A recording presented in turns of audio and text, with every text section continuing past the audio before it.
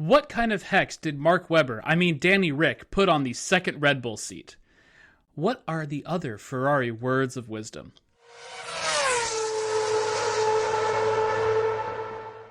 And welcome to a very special St. Patrick's Day episode of Tinfoil Helmets, your occasional spicy hot take roundup with all the latest F1 rumors, with the almost believable conspiracy theories to back them up.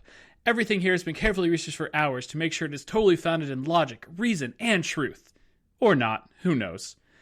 Well, Dominic, that was a Formula One race. It was a Tapper Yamanen type of race. Yeah. You are Irish, aren't you? I am, technically. This is an acceptable trade-off for me to make fun of people with the Irish accent. But yes, it was. So I assume today you are celebrating in the traditional fashion. Not drinking and not wearing any green. Fantastic. Yep. All right. So that was, I would say, just right off the top, I know it's not quite on our doc list, but I have to say that I think was the best season opener race in a while, since maybe the COVID season, where everybody's car fell apart because they sat in mothballs for 6 months. I will concur with that, but to be clear, it's because it rained. Yes. Well, rain is good. We always talk about how variable condition races are the best races, like, where you have to make the right strategy at the right point in time. Yeah, those are always the best races. But did we get anything right in our predictions? Well, I predicted that Charles would win. No. Max would screw up qualifying. That would have been quite the prediction to come true. Yeah, I thought there was a good chance. And I said Lando was going to come on pole. He was on pole. He did, so I get a point. 1 point. Yeah. And then I said no Daniel Ricciardo anywhere. Didn't seem to be at the Grand Prix. Correct. I think you get a full point for this. He did do some social media in Australia. Yeah. But to be fair, he is an Australian, so I would expect him to do some social media in Australia from time to time. True. Lewis puts it on pole. Also a no. No. Ferrari, man. I have a lot to talk about with Ferrari once we get there. And then Oscar breaks the Australian Grand Prix curse. And to be fair, I forgot Jack Doohan was also an Australian. And the fact of he's into the wall on behind the safety car on lap 2 or something like that. Or Yep. It was lap 1 or 2, he was out. And then Oscar goes spinning through towards the last corner and then takes forever to reverse it out. But at least good for him for at least reversing it out. But man, there is a real curse for Australian drivers at the Grand Prix, because you think of how many good Australian drivers there have been in good cars that have scored multiple podiums throughout the season. Not wins, just podiums. Danny Ric didn't get it done. Oscar Piastri hasn't gotten it done. Technically, Danny Ric did complete the race on the podium. He was officially disqualified for reasons now I can't remember. Probably something to do with I think it was fuel, yeah. But it's still just how much that curse is real, because you're right, he did finish the race on the podium, and then that's what got him disqualified. And Oscar had the fastest car, yeah, or at least the same as the other fastest car, and was doing a pretty reasonable job of looking like a shoe-in for second and at least third. Yeah. And then the drops, the tears came from upon high and ruined it all. But even thinking back to Mark Webber and all his years in the Red Bull, and when that Red Bull was really dominant, he couldn't put it on a podium. So it's, man, that curse is just so real. It's the home field disadvantage. It really is. If Silverstone brings out the best in British drivers, Australia brings out the worst in Australian drivers' machinery. Yes. Yeah. Because it's also rarely them screwing it up. Mm-hmm. Except maybe the time Danny Ric drove off the road and hit the drain cover and immediately was out in 30 meters. That was totally his fault. But a lot of times it's some sort of car issue or something like that. It's very crazy. Yep. Did anything else happen between races? Well, but not between races, between seasons, because we kind of did it, but we didn't do it. But we had the testing, so it's kind of a between something drama. Between testing and the first race drama? Let's go with that. That sounds about right. Yeah. Cadillac finally got their wings. Yeah, looks like Cadillac will be the 11th team on the grid. So apparently Andretti was wrong that you just need the money to get in, and you also need weird, crazy political vibes. Yes, nothing like the threat of an antitrust suit to make somebody go, "Oh, it's okay." It's amazing how that works. Yeah, and have it. Yeah, but it'll be good to see. I'm curious how much Andretti might be involved in the Cadillac project from behind the scenes. Yeah, because from what I read, all the filings and a whole bunch of stuff, like implicitly, it is actually the team and the organization that was set up to be the Andretti entry. But he resigned all like the executive officer roles. But we'll see what happens. They'll wait till the ink is so dry that they can't undo it, and then they'll bring him back. To be fair, I think Andretti is just, at least if you're still trying to grow the sport in America, which is doing a great job, or you want to, I think, expand outside like the Drive to Survive fan base, which that's another thing that came out of between the seasons. It's on our list. Andretti is just like the two names, if I can think of like 2 or 3 names in American motorsport. It's Andretti, it's Penske, and like Letterman are like the 3 I think of like off the top of my head. Wait, David Letterman? David Letterman. He's partnered with Chip Ganassi for years. He's a huge racing fan. Oh, interesting. I think it's Chip Ganassi. No, is it? No, it's Rahal Letterman Racing is what it is with Graham Rahal. But no, and then you have Gene Haas as part of, but Haas is already in Formula One. But I think for the casual American racing fan, Andretti's the big name and Penske's the other big name, and having them, and it would hard to be convinced an American fan that this is the top flight of motorsport, including Americans, without having Roger Penske or an Andretti involved. That makes sense. Wait, who owns Cadillac? Chevy is Cadillac, right? GM, okay. I believe. No, you're right. Who's the one that Stellantis owns? I'm so confused because I'm trying to work out, because at one point Alfa Romeo was owned by Stellantis, and I'm trying to work out if this is secretly just another backdoor Alfa Romeo that they'll rebrand it to in 5 years' time. Okay, let's see. Cadillac is owned by GM. Okay. Chevy's owned by Chevy, which is GM. GM's owned by GM, which is GM. Fiat owns Chrysler. Yeah, that's the one. Chrysler. There we go. Chrysler, okay. Yeah. Yeah, okay. Great, got it. All makes sense now. Yeah, I don't think the Pacifica is going to be the market for the F1 car. Beautiful. Yeah. Cadillac got their wings. Also, what happened is I think it was just after qualifying,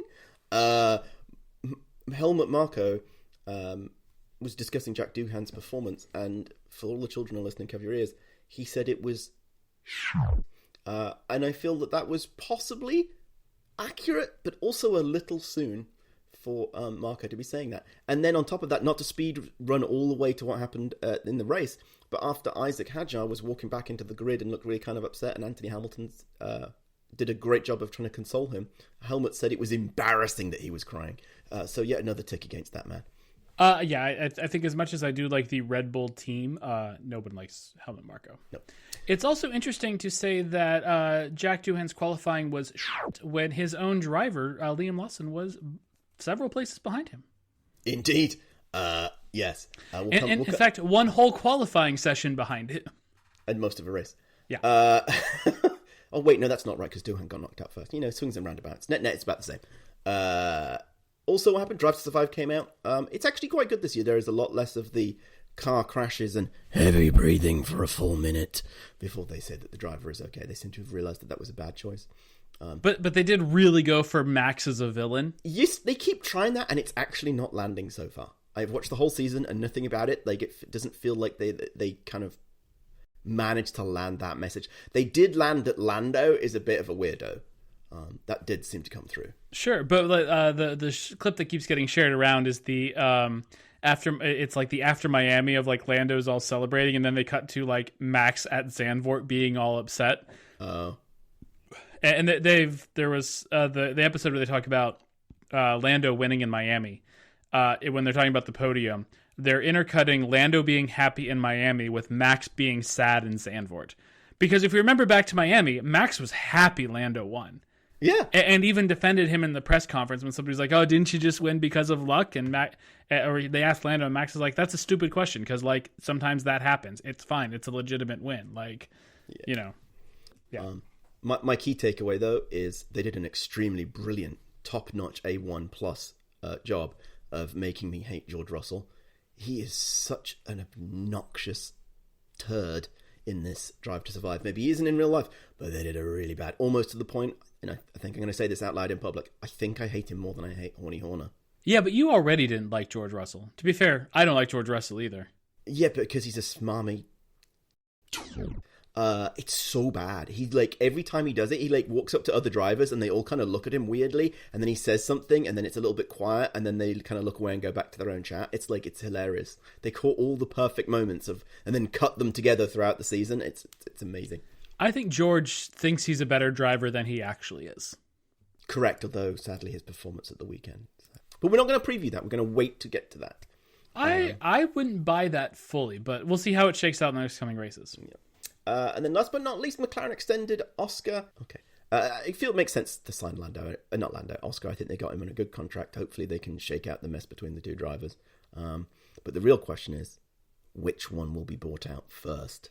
Shall we see if anybody still has jobs? I mean, it's only week 1, so the only person who might not have a job is Jack Doohan, because he only has a contract for 5 races. True, but there was some shocking performance. There is. So my one question for how Jack Doohan's contract was written up, was it 5 race weekends or 5 race distances? Because he only had 2 of those laps this time around. So, if we're really going for race distances, he's got another week. He bought himself another week. Every rookie is now having their contract rewritten to be race distances. There you go. Well, nobody would sign it. Indeed. So I would like to, as part of this, I have proposed some new names for the individual drivers with some poor names. So let's say we go. We've got, first we're going to talk about Checo Lawson. I thought we'd lost that vibe, but we have got it back with Liam. Going out in Q1, getting a dodgy car, crashing it, missing people, generally not being able to go anywhere. It's like they signed a new driver, but this is what it is. They needed the same driver to tank their tunnel time for 2026, but this guy's cheaper. Yeah, but he doesn't come with sponsors, he probably does come with sponsors. He comes with some sponsors, but it's not like New Zealand has that much money. Yeah. Oh, I guess we'll talk more about Liam later, but and then we've got. To be fair, I'm not totally ready to write off Liam yet. No, I agree. Not if one race weekend, but if he doesn't start to turn it around by, let's just say Monaco, because that's 5-6 races in, bud.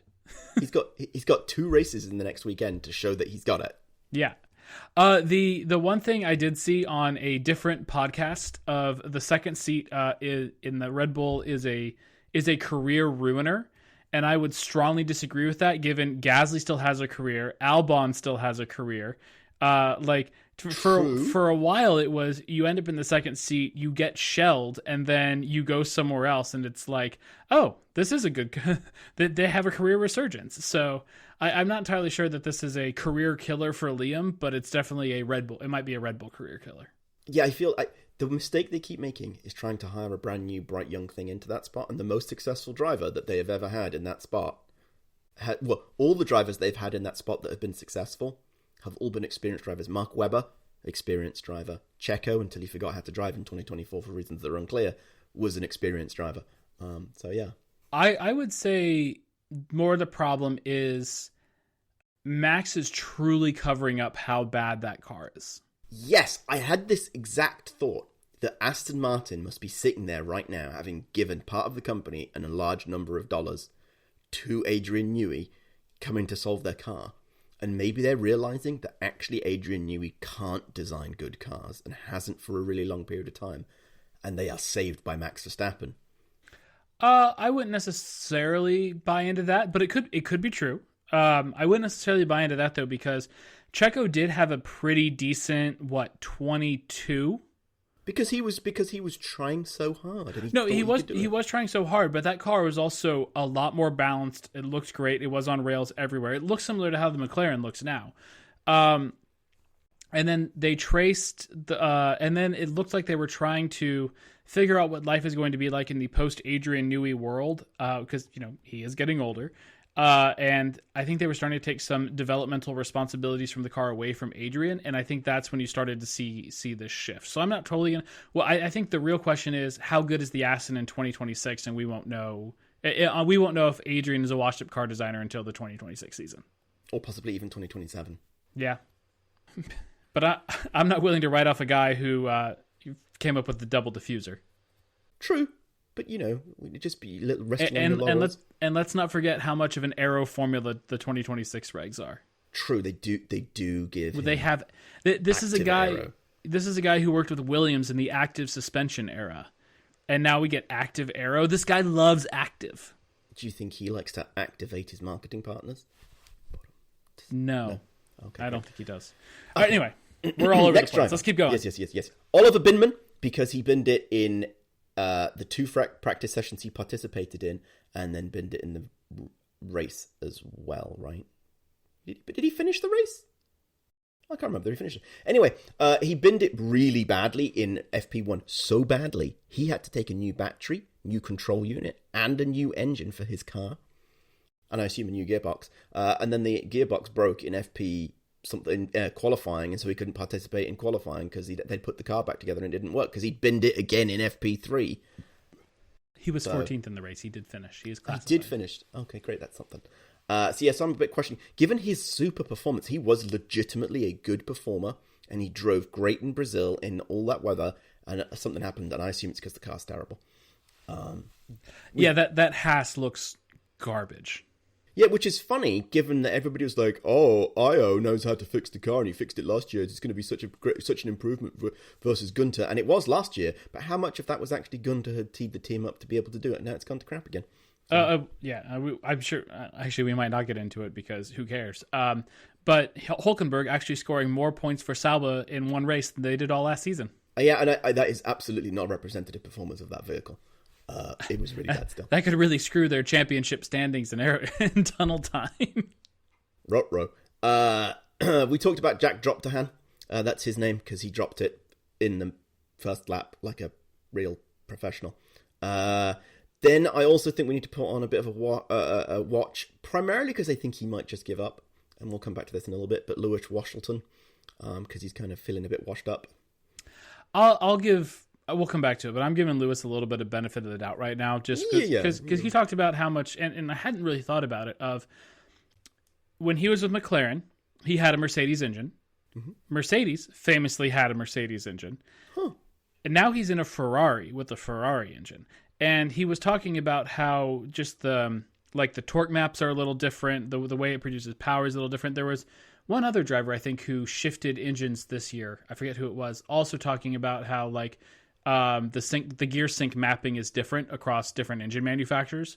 And if you've only driven a Mercedes car your entire F1 career, and you know how to handle an F1 car, I can imagine suddenly having a different gear mapping could lead you to have some growing pains. And because, I know he's done a lot of laps at Maranello in older cars. I know he's probably driven the sim a lot. He did testing and all that, but I think in a race situation, especially in a variable condition race situation where you need all the traction at all the possible time, I think this is one of those. Yeah, Lewis is still a great driver, but I mean, I don't think any of his practice laps were in the rain on gear sync or on gear practice and everything else. So you want to talk about and this is where we saw from what who's the guy, Isaac, the new Racing Bulls driver, yep. and doing just get suddenly trying to roll on the power very smoothly and suddenly hit a torque band and their car goes spinning around. Also, Carlos, apparently the same thing happened to Carlos. Yeah. Again, Ferrari to Mercedes engine. That was him. It was Carlos. It was Carlos who was talking about it. Yeah, thank you for reminding me of that. And then last but not least, we have a old man with some dodgy eyesight. Yeah, I think the second Aston driver might be on notice. And that's clearly Fernando Alonso. Obviously. Yeah. Yep. I mean, if you can't see in the wet anymore, you're not the 2-time world champion you think you are, and maybe it's time to hang it up because you're not going to win 3. Yeah, he should get some LASIK. That's what he needs. I don't think LASIK helps with getting older. Well, you can fix your eyesight though. True, but it will still degrade. I know, but if he gets it done now, he's got until he retires in 3 or 4 years' time. It's fine. Fair enough. Okay. Quali. Cars went around. They did, and it was reasonable. It wasn't just a procession. It was quite fun. There was a bit of back and forth, and people were doing things. It was kind of interesting. Track Evolution did some very strange things because it evolved and then stopped evolving and then kind of evolved again. And lots of people were doing used tires. Street circuits are always weird when it comes to Track Evolution, because sometimes they don't always evolve how you think they're going to evolve. They generally evolve really quickly in Q1, and then sometimes they stall out. Street tracks are always weird. Yeah. Ferrari did continue to Ferrari by using used tires all over the place, which I thought was very strange. I think Ferrari'd harder than they ever Ferrari'd in the past. And I have some thoughts on this we can talk about in the race. Well, for Lewis, bringing such power to the team has let them reach new heights of needing a large selection of copium and hopium. And apparently they were running a full wet setup during qualifying, anticipating a wet race. That did not do them any good. No, neither in the race nor in qualifying. Yeah, that's great. I have to ask the question, given the performance of George in the qualifying, and the seemingly that the Mercedes is not terrible as it used to be, being third on the grid, did Lewis make a mistake? Should he have lasted the one last year that he'd have had in Mercedes? I think time will tell. I think it's too early to talk about that. Because, like, look, as much as I love watching cars blast around Albert Park, and I think it's a very cool circuit, it's not a very representative circuit. I agree. And, you know, even though F1 does have more street tracks than they've ever had before, it'll be interesting to see next week when we're at Shanghai and they're actually on a purpose-built circuit that is probably one of Tilke's best, how it turns out. Did you hear the name for the new Madrid track? No. Madring. Okay. Anyway, my highlight of qualifying, though, was Williams. They did great. It was a great qualifying for them. I thought that was brilliant. I think, you know, I'm really sad Claire Williams couldn't have hung around just for one more year to start getting this momentum going.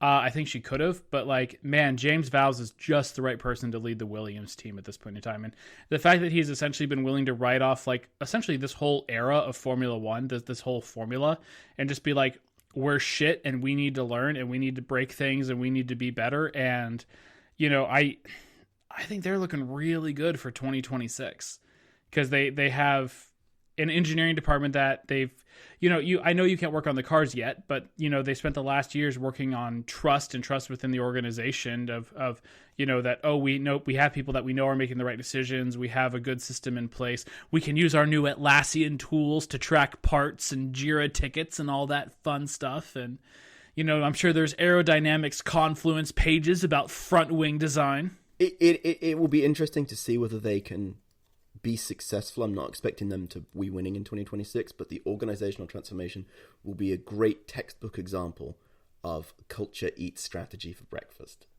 As much as I would love to get on Atlassian and Atlassian products, because Lord knows I've done it almost daily for 10 years now.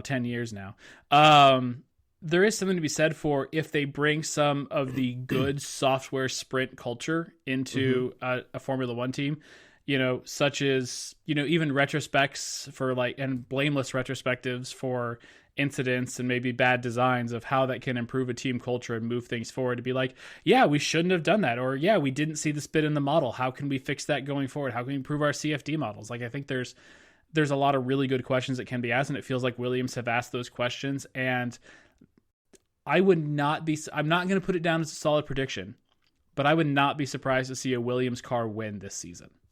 Oh, yeah, I'd love to see that. I think that would be a beautiful fairy tale. I think it would have to be a little bit of a chaotic race. You know, a well-timed safety car, a good strategy. But I think there is a chance that a Williams could win a race on merit this year. I concur. You do get me thinking, after all that news last year that, you know, we still use Excel to track everything from Williams, I do wonder whether Atlassian reached out and said, this could be a great sponsorship opportunity. Let's see if you are actually fixing your team, because that would be a great marketing story and a great case study, and it would all feel good and full of ponies and unicorns. And it would actually probably help Atlassian branch out from like more than just a software engineering company of like, look, we also helped with this manufacturing company. I agree. So my sponsor of the day is Atlassian. Atlassian, if you'd like to reach out and provide us with money, we will happily do an on-air ad read. And instead of putting our notes together in Google Docs, we'll use Confluence. Oh yeah, I like that. They also own Trello as well now, so you could always use it. Trello's great. Yep. But we can have a nice Kibana board going for our for our podcast. But we do have to temper the excitement about Williams and the improvement they've experienced. We should talk about the race. Yeah. Overall, you know, anytime you go to variable condition races, I thought it was a very good race, very fun race. Where is my timing on the timing tower?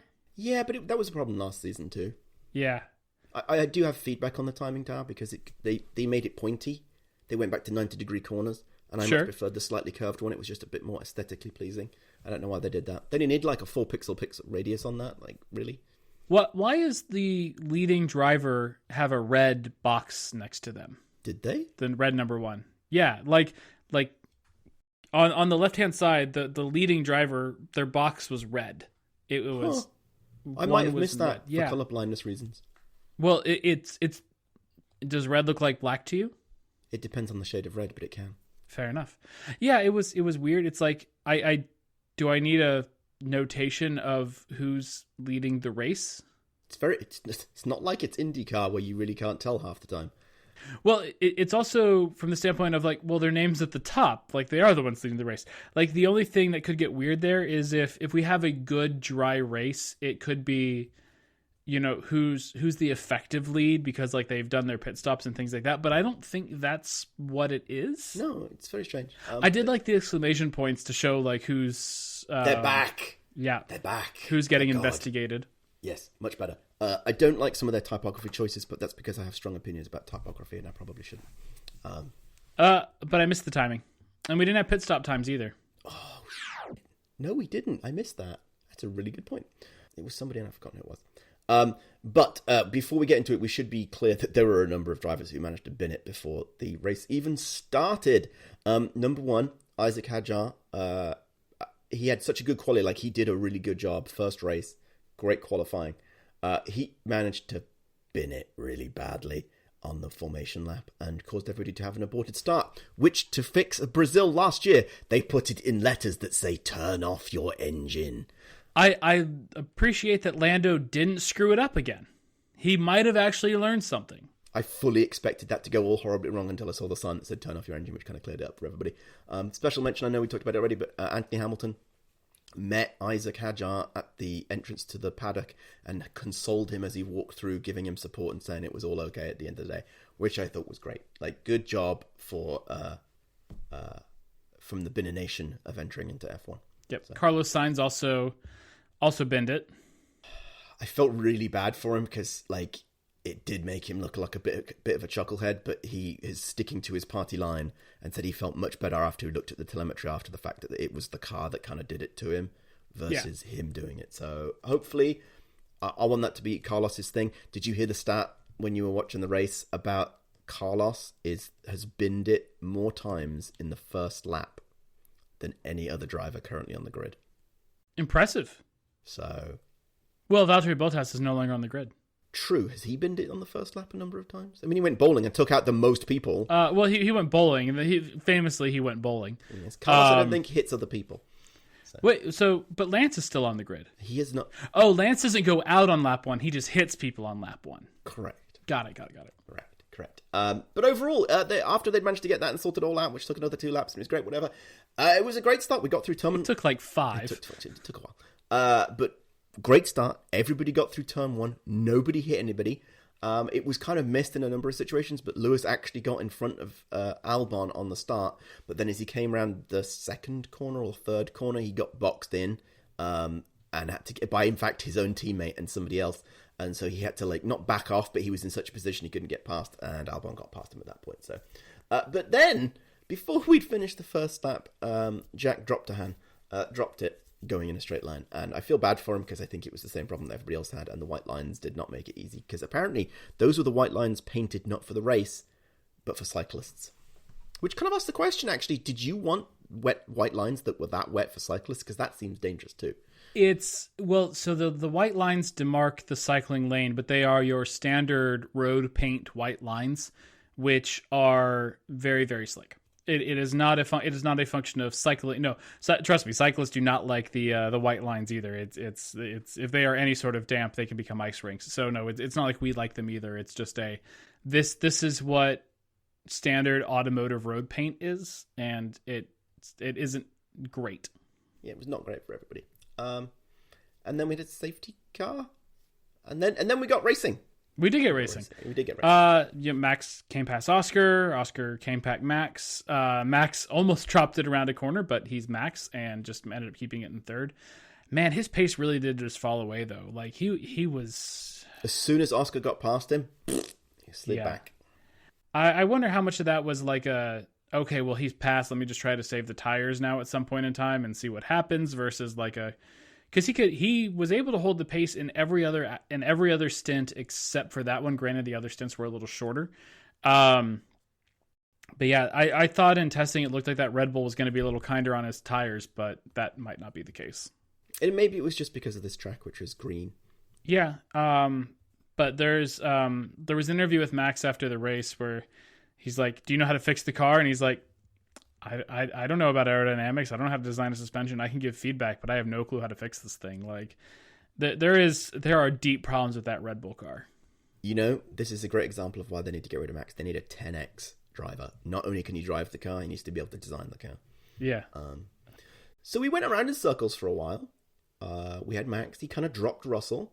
All three of them dropped Russell, and then which is interesting given where he ended up in the end. But then, right as we were getting into the back markers and we're starting to lap people, we had communiques from head office for the McLaren drivers. So I know we have thoughts on Horner doing bad things, but Zach Brown is quickly becoming my least favorite team principal. He is a bit two-faced. If he's not already. Yeah, because and there was the whole thing before the start of the season of, we're going to let him race, things like that, the McLaren drivers. And, if you have a title fight on the line, and, I think to some extent of they should have done more with Oscar and Lando, knowing Lando was trying to catch Max last year earlier, because Oscar was a little bit further off the pace, but it's race one. Like, you can't start team orders on race one if you say we're going to let them race. And Zach's on Sky with, Brundle and Crofty going, "Oh yeah, no, they're free to race. They're free to race." And then the first message is hold position. The only radio message we hear is hold position. And here's the thing. They were well away from Max at this point. They'd got a good multi-second gap to Max. It wasn't like there was danger that them squabbling was going to drop them into the back of Max and Max was going to run away with the title. And it was in back markers, and I don't know why you needed to manage it. I don't know why you needed to come on the radio and tell them to manage it. There was nothing to manage. They could have just left it as is and just gone on with it and just let them go. The one thing I heard was, and this is such a cop-out, of Lando had the pace and Oscar was burning up his tires to match the pace, but we've known time and time again of like the car following, and the McLaren doesn't necessarily follow the best. And, the leading air is always better than the dirty air behind, so... But the message should have been on the radio of, Oscar, if you keep pushing like this, you will destroy your tires. Please take a moment to consider what that means in the context of the race. Yeah, but, I want to see Oscar do well, for sure. But it's so early for holding position team orders.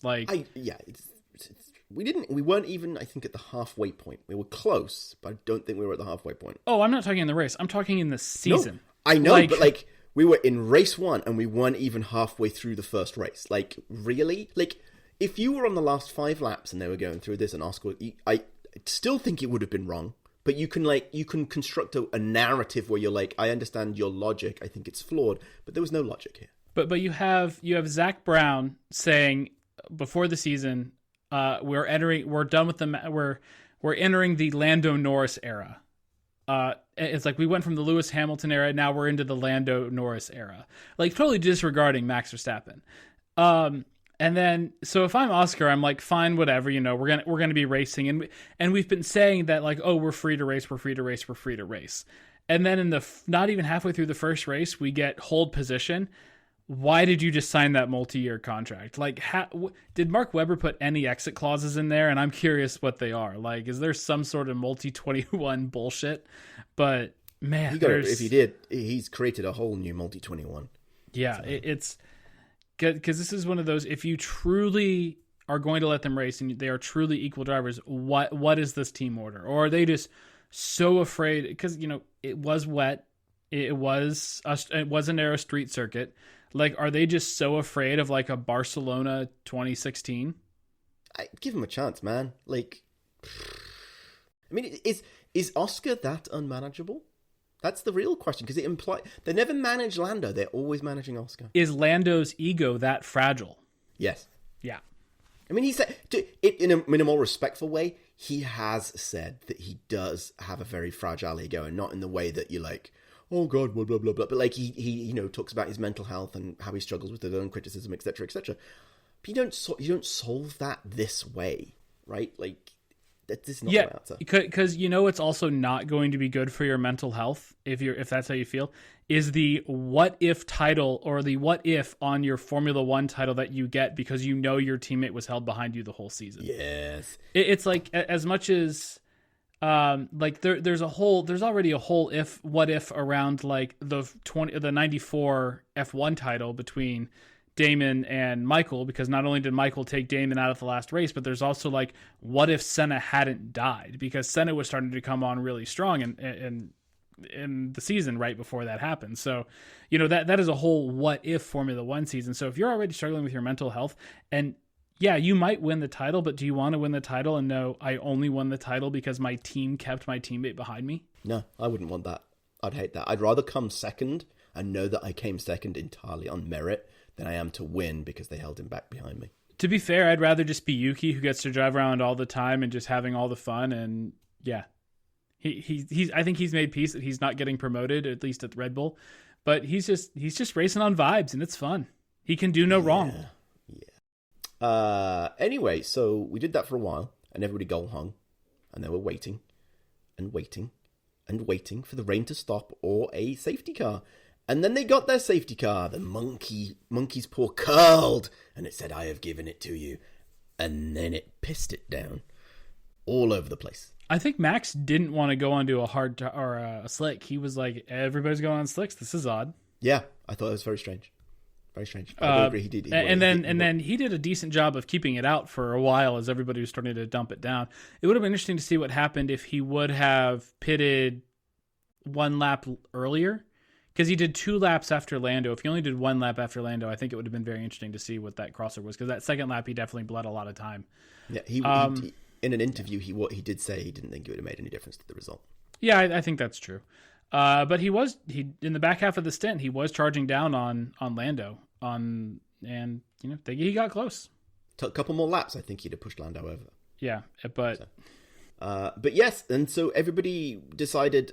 They did the pitted and they put the slickies on and they were like, ooh, yay. And then it rained and Oscar decided that he wanted to go lawn mowing and Lando went lawn mowing and Max almost went lawn mowing. I think he went pebble finding and then pulled it back in and then ended up being basically chaos and poor Oscar got stuck and had to reverse. But... which he credits his time on Jeremy Clarkson's farm to helping him learn how to reverse. Did he say that or did Jeremy say that? Jeremy's. I think I saw both of them say it, but I've been quite tired this weekend, so I don't know. I'm a bit suspicious that everybody's jumped on that because of Jeremy Clarkson's ability to control the narrative.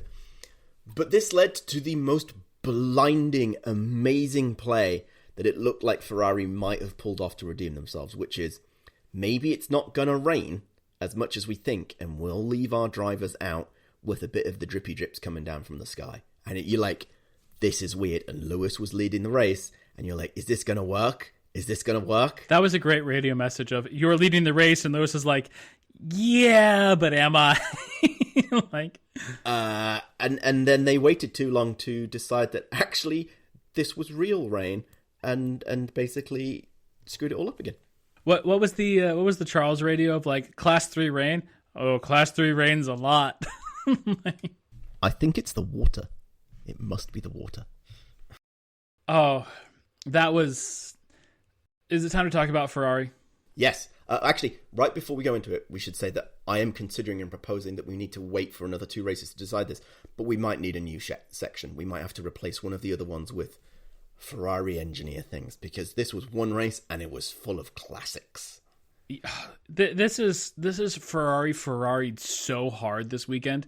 This is like everything we've been talking about Ferrari for like the last 5, 10, 20 years condensed into like one race. It's just, and I feel like it's all Lewis Hamilton's fault. Oh, this is good. Yeah, okay. Because like, they hired the generational talent of one of the maybe the best to ever do it.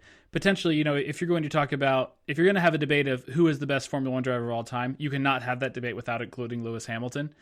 And I feel like the entire Ferrari team has decided they need to up their game to come to terms with having such a great driver. Well, because you think about it, because what they, in a sense of, they are the only team that gets like $36 million a year just for being in Formula One. As much as it was a shitty statement about Andretti of Formula One doesn't need it, whatever it was, oh no, Formula One and Ferrari both need each other, and they're both uniquely aware of it, and it's hilarious. But you have Lewis coming in. The first time they've probably really been able to, well, I guess since Sebastian, so since Sebastian, the first time to really have a really good driver that they were able to hire away, because they had a legacy of world champion winners coming through Ferrari for a long time. And so now they're kind of Prost, Schumacher, Mansell, Schumacher, Kimi, Sebastian Vettel, Niki Lauda, there's a list of so many great drivers that were good elsewhere that Ferrari brought in and made them great. There's also been Ferrari's been terrible a bunch of years. It's fine. But they just, I feel like everybody felt like they needed to raise their game because now they have arguably the best driver lineup they've had in years, depending on if you think Hamilton is washed up or not. Probably the best lineup since Vettel and Kimi at the very least. Just for those two, and they were great. Maybe, yeah. But so everybody needs to up their game, and I think you saw a lot of that of the strategists they didn't get better, they just did Ferrari strategy more. The engineers weren't better, they just Ferrari engineered more. Everything was just Ferrari turned up to 11. It's like when you meet people, maybe this happens in tech, who are, I don't want to say arrogant because that's not quite what I'm getting at. It's not self-confident. Self-confident to the level that somebody says, "We're going to do a new thing. We need you to really put into that." And so they double down on their self-confidence by genuinely putting all of their heart into it, but they misdirect it in the wrong way without understanding that actually that confidence was misplaced. Yeah, and they basically YOLO'd the whole weekend. Maybe even the whole car, when actually they should have been. Oh yeah, let's do a full race weather setup or wet weather setup for qualifying on a maybe dodgy, variable condition race. That was clearly not the right setup for the car. And I think someone else even said, maybe it was Toto, was yeah, Ferrari have just screwed this up. Let's see what their real pace is in a couple races when they get their stuff together. But it was, the best was Charles, do we have a leakage? A leakage of what? It's well, my seat is full of water. Well, then it must be water. It's oh, great. Well, we'll add that to the words of wisdom. We need to keep track of that because I feel that some of them will come out through the year and we can do a recap at the end of the year on all the other words of Ferrari wisdom. Because clearly I am checking is one of them. Yeah, and, it was... Lewis's engineer was just, I think, trying to help Lewis a bit too much. But even for both of them, they within the first, somewhere between lap 10 and 20, both of them were yep, leave me to it. Yep, leave me to it. I feel like Ferrari feels like there is this, with how they finished the last season and now they have Lewis on board, there's this window where they could win the championship this year, and they're so far in on it, they're not seeing what else is going on. So there's this thing and it kind of filters back to the way sometimes you'd hear Enzo Ferrari talk about the drivers. It's I make engines, I just need a body in there to drive it around the track. They treat the driver the dumb jock. I'm going to put them in the car. They can't possibly get it right. I can't possibly think about the buttons. I can't think about my strategy. So just go around in the circle, Charles. Lewis, just I know it's difficult. Can you just press the button? Please press the button. Press the button. And it's it's ridiculous. And I feel I cannot. I understand that Brian and Charles are developing a relationship. They're actually doing pretty good. The information that Brian provides is reasonable. But why was whoever the hell it is I think it's Ricky with Lewis they should have spent the last 3 months on 24/7 phone call, being like, what do you want for dinner? I want a sandwich. Okay, I'll go make the sandwich happen. Let's make the sandwich isn't like build the relationship, because it was so bad. It was like the first time they were ever having a conversation. It's like, please leave me alone. Just press the button. K1. No, seriously, can you just leave me alone? I know it is. I'm driving. Please leave me. And the dynamic was so wrong. Yeah. Let's not forget what Niki Lauda once said of, take a monkey, place him in the cockpit. He is able to drive the car. Yeah, exactly. It's terrible. So Ferrari have so much to answer for, because I feel they just made weird choices, and it's very annoying. I think the question is, how well can they do, and how quickly can they do a Williams of everybody works together quicker, or everybody works together better and they all understand each other better? Like, I if there was one debrief I would love to have been a fly on the wall for following Australia, it would have been Ferrari. Because from top down, the whole thing was like, I feel like Ferrari is leaderless in the sense of nobody has an overarching goal, or nobody has an overarching goal. Like, strategy is like, we're going to strategy so hard, and car setup is, we're going to car setup so hard. And like, nobody's talking to each other, and nobody has like Fred Vasseur isn't sitting there going, okay, here's what we're going to do here. Strategy team, I need you to look at it like this. For us, car setup, we need to look at it like this. Race engineers, drivers, this is how we need to look at it. Just everybody is so compartmentalized, which kind of fits with exactly how I think about Ferrari, that they don't even care about all the other departments, and this is how you get Ferrari being Ferrari. But that's one of the things that is rumored, and like, there've been interviews with Charles in the off season, and there's been some other commentary from the Italian press, that's actually one of the things that Fred has actually tried to, and they said he had been successful in fixing, is that they did have people who, and the only follow-up I have to that is like, one, how bad was it before? Right. And two, did he get to the beginning of this season feeling like he had that under control? And they've sat down and they've gone through this first race, and it's actually clear, for all the reasons we've just described, that, we've got a 7-time champion, of course we're going to do it, that everybody has kind of implicitly fallen back into their own bad behaviors again. But it's like, I mean, was it you that sent me the picture of Milhouse and Bart going into the cave? Yeah. This is where I go to cry. This is where I go to cry, and I'm like, man, I really want to know whether that conversation happened between Charles and Lewis. Yeah, and I do think it is always hard to change company culture, and for better or worse, the way Enzo led that team is not a way you can lead the team today. Agree. Because it's like, Tim Cook cannot run Apple like Steve Jobs ran Apple, because only Steve Jobs ran Apple like Steve Jobs. Like, only Steve Jobs can run Apple like that. Only Enzo can run Ferrari like that. So when that sort of thing goes away, you have to come up with a better way, or a new way. Yeah, and it takes time. And Fred's had, what, a year, 2 years, or 1 year? I think this is second. Second year, yeah. And we'll see how it goes. But to put a cap on that strategy question and pull it onto another strategy question, Oliver Binman nearly ruined the entire restart at the end, because he went in, they kept him out on slicks for even longer than the other teams did, because their strategy was like, they knew it was going to go back to slicks, so they kept them out. But the safety car was too long, the tires were shot, and so they pulled him in, and he came out immediately behind the safety car. Like, they thought they were going to get him out in front of the safety car, and then he could go around and come back and join the back, but he didn't, and he'd already unlapped himself, and he nearly screwed up the like, not the end, but like, we were going to be another 2 laps in, but the race control managed to sort it, and I'm like, come on, Haas, I know you got a crappy weekend, but can we not screw this up for everybody else when you're down the back? Oh, I just thought of one more thing for Ferrari, though. There is actually some signs of growth for Ferrari, because they kept both cars on the same strategy that they thought was a winner. They didn't do one thing with one car and forget about the other car. So they are improving. That's good, but we'll see what happens in China when they forget about Lewis. Yeah. And George got a podium.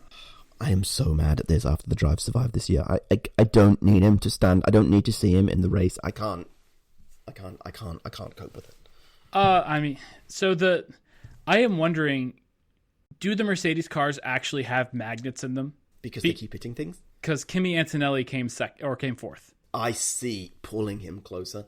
Like they are the Mario Kart thing of the whole field always tries to come together sort of thing. Yeah, they are. Do they actually have magnets in the car? Because Kimi had an abysmal qualifying. He was out in Q1. I don't know. I think this is going to be a season of time can tell, because on the one hand, he did make it all the way back up to 4th. After a brilliant strategy call. Yeah, but it took 2 safety cars and a good strategy call to get him back to 4th. Very true. So, and we've seen Alpines win in Monza because of good time safety cars, and in F2 he had this weird problem that he couldn't overtake people. Like, I kept watching it and he just wasn't overtaking people, and he'd get stuck and go nowhere. But when it was wet, he would overtake people, and he was great. There was an offline overtake with, I think, Gasly that was pretty good. Yeah, and I kind of feel that that's what half saved him, is that when it was drying out and the track was drying, he really wasn't going anywhere.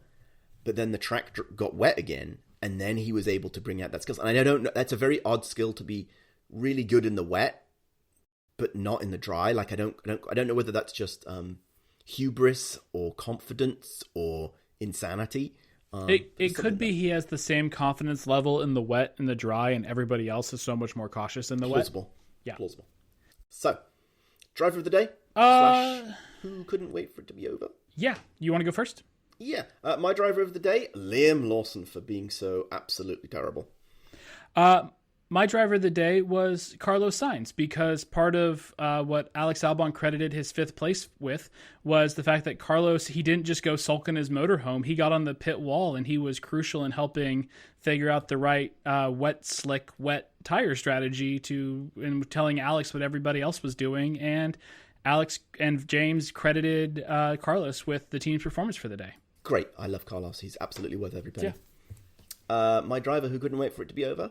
Everyone who binned it, but let's go with Liam, who looked terrible. So just to be clear, your driver of the day and driver who couldn't wait for it to be over is the same driver? Correct. Fantastic. We're off to a great start this podcasting season. Yeah. I put him with Oscar because I think it's just the safe choice of, the Albert Park curse, puts it on the front row, challenging for the lead at one point in time. And then let's not forget, I think that Oscar's pirouetting was exacerbated by Lando's, because Lando had a moment in the corner right before as well, and I think that caused Oscar to have to adjust, and adjusting at that speed in those conditions meant Oscar went spinning even more.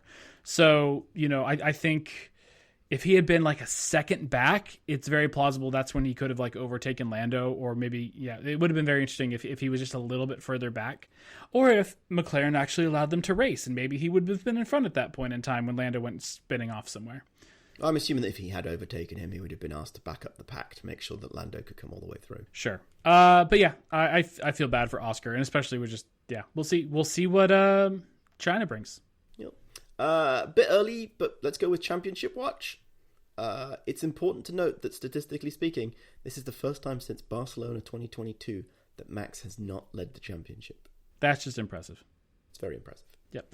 And I think they're also on the championship watch is how big of a lead can McLaren build before their flexi wing is banned in 5 races time? Yep. Race 9. Race 9?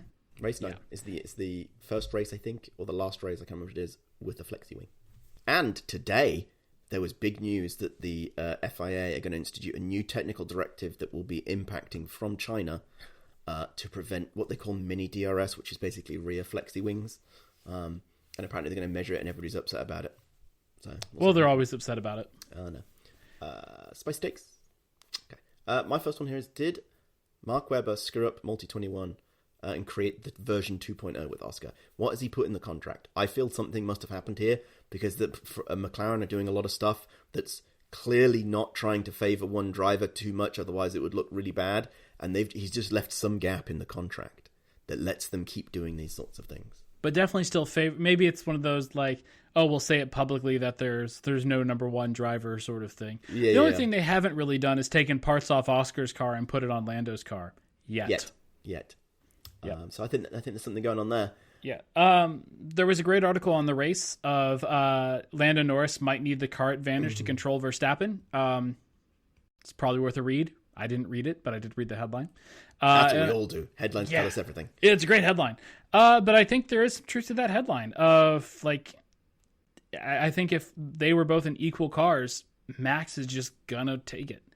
And it'll be curious. And I was messaging you about this of, I think in a season like this, it is going to be easier for Red Bull to outdevelop McLaren because Red Bull has issues. They know what the issues are. And if they can figure out how to fix the issues, that'll make the car faster. McLaren have a well-balanced car. Anything they update is a risk of unbalancing the car. And it's time you're not spending on the 2026 car when you already have a limited amount of wind tunnel and CFD time in your allocation. So, and especially with the flexi wing being banned, it'll be really interesting in the back half of this. If Max can keep it close enough in the front half of the season, what does the back half of the season look like? Lewis winning the championship. I mean, I think Ferrari could be there if they can get out of their own way. I agree. But it won't happen because it's Ferrari. And they're in their own way. Speaking of predictions, what do we think is going to happen in China? Would you like me to go first? You can go first. I will say Dominic forgets it's a sprint race. I probably will. Did you already know it wasn't a sprint race? I knew it was a sprint race because people were talking about it, but I have a feeling I'm going to forget this by Friday. You generally forget it's a sprint race weekend. I'll say we'll have a different winner in the sprint versus the race. Oh, interesting. And I'll say Lewis bounces back. What do you quantify as bouncing back as? Well, I would say better than 10th. Okay. So ninth is bouncing back? Ideally beating Charles. I'll put that down. Okay. I think that's a good metric because I think that's the only way you can truly build reference points is to compare against the driver that they're supposedly in the same car. Yeah, but I think he'll have. It's looking like it's going to be a dry race. I think he'll have an easier time in the dry. He's historically been pretty good around China, so I'll say Lewis will bounce back. Mine is that one of the rookies is going to bin it again during qualifying or the race. I know this seems a bit weird. It's only a quarter of the grid. That's a pretty safe bet. Yeah, I know. But I feel like it feels particularly egregious when they keep doing it early. So we'll see what happens. I'll add a subtext to yours of it'll be Jack Doohan because he'll overdrive the car to try to make up for his performance in Australia, and he'll just get him out of the seat faster. Yeah, Flavio Briatore's already trying to get him out. We haven't seen any shots. Where's Franco? Because he's supposed to be the test driver. Or reserve driver, sorry. We'll see. Second one is McLaren is going to win by 20 seconds, but I refuse to make a prediction about which car specifically. And then last but not least, Lewis scores a point because of luck, a.k.a. because a rookie binned it. So you think Lewis is going to do back-to-back 10ths? I'm not saying a single point, but he will score his points because a rookie binned it. So that could be a strategy call. It could be a safety car situation. Could be George and Kimi coming together. Oh, please. If nothing else, so we don't have to listen to George. Then we'll get George blaming Kimi. It'll be fantastic. Kimi seems actually quite nice when he does interviews. He's still got a bit of media training, but he's just so obnoxious. Anyway, as always, we are waiting for your feedback at feedboil, feedback at tinfoilhelmets.com, and let us know your conspiracies, feedback, and wants, especially when I'm mispronouncing words. And remember to tell your friends to like, listen, rate, and subscribe on all your podcast services and the YouTubies.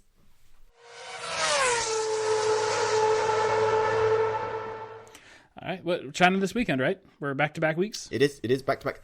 In the next 6 weeks, we've got 5 races. Whoa. Yeah, it's too many. Okay, I'm hitting the stop button now.